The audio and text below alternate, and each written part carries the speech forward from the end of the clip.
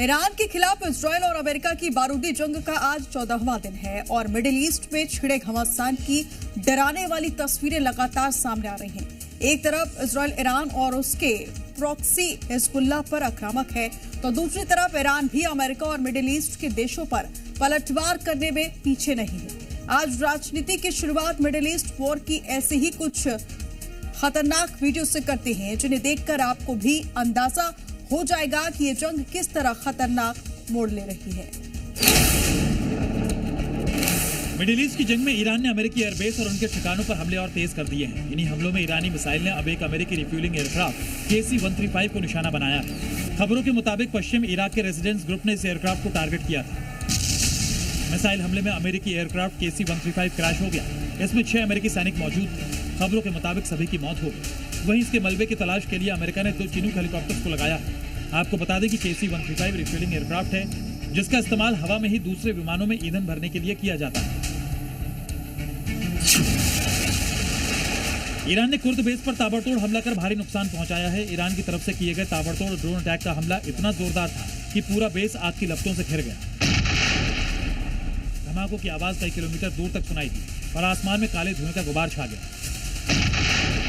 हमले के बाद धधकती आग से घिरे बेस पर रेस्क्यू ऑपरेशन शुरू किया गया। ईरान की तरफ से किए गए इस हमले में करीब 6 फ्रांसीसी सैनिकों के घायल होने की खबर है।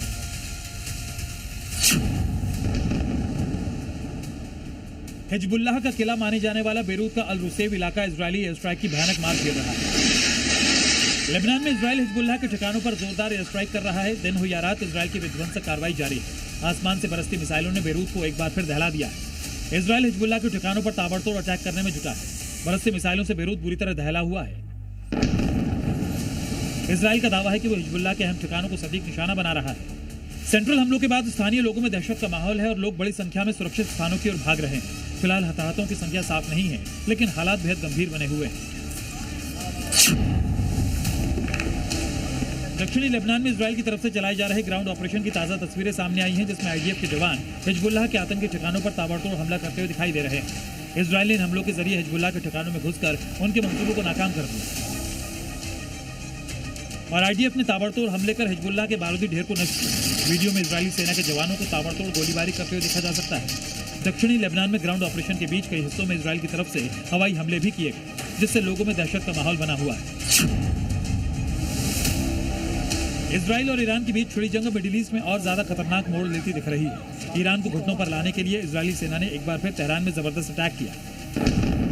इस बार इजरायल ने बासिज फोर्स यूनिट को टारगेट किया और IRGC के बासिज यूनिट पर ताबड़तोड़ बम बरसाए।